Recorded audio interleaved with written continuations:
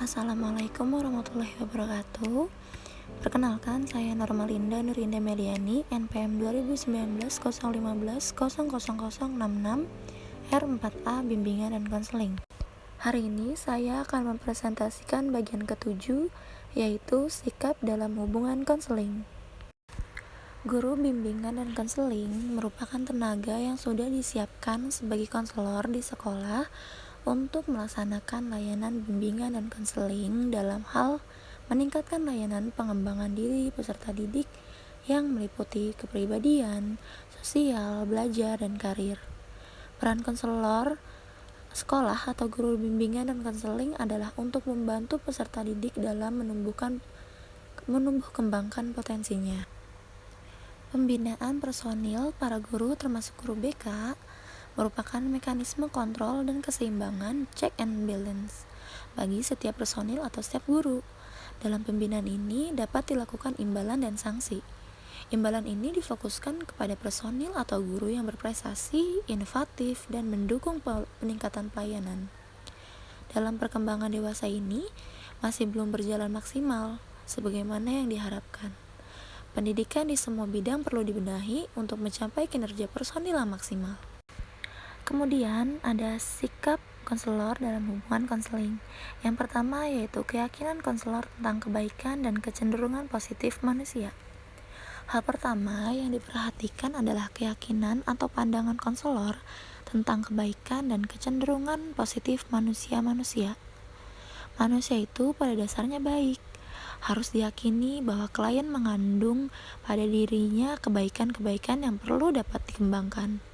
Justru, tugas konselor lah yang membantu klien menemukan, mengungkapkan, dan mengembangkan kebaikan-kebaikan pada diri klien tersebut. Kedua, sikap konselor menerima klien sebagaimana adanya. Hal kedua adalah kemampuan konselor untuk benar-benar menerima klien sebagaimana adanya.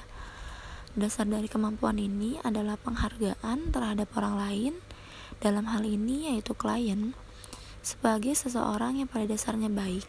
Dalam menerima klien ini, ada dua unsur yang perlu diingat, yaitu A. Konselor berkehendak untuk membiarkan adanya perbedaan antara konselor dan klien. Lalu B.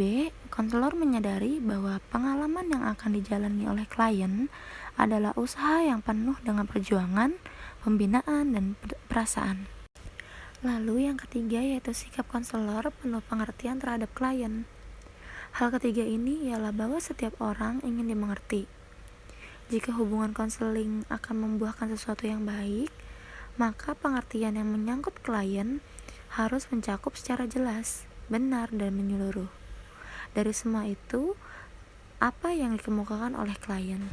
Semua pernyataan klien, baik langsung dan tidak langsung, baik melalui kata-kata atau verbal, maupun isyarat dan gerakan non-verbal, dan yang tidak kalah pentingnya, bahasa tubuh atau body language, klien perlu dijangkau dan dimengerti oleh konselor.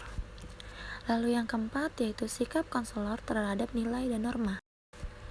Di dunia barat, banyak konselor yang menganggap bahwa konselor hendaknya tetap boleh mengambil sikap tertentu terhadap norma dan nilai-nilai yang dianut oleh klien. Di samping itu, ada pula konselor yang berpendapat lain. Golongan konselor ini tidak bersifat netral terhadap norma dan nilai-nilai itu. Konselor ini berpendapat bahwa sikap netral terhadap norma dan nilai-nilai itu bisa berbahaya, terutama karena klien dapat beranggapan bahwa konselor menerima atau bahkan menyetujui norma dan nilai-nilai itu tidak diterima oleh masyarakat. Dalam hal ini, konselor tidak boleh bersikap masa bodoh terhadap norma dan nilai-nilai yang berlaku di dalam masyarakat. Lalu yang kelima yaitu sikap konselor terhadap upaya pelayanan konseling. Pelayanan konseling adalah bantuan dari konselor sebagai seorang ahli dalam bidang konseling kepada klien, yaitu seorang yang sedang mengalami masalah yang ingin agar masalahnya teratasi. Klien tidak mampu mengatasi masalah itu sendiri sehingga memerlukan bantuan dari seorang konselor.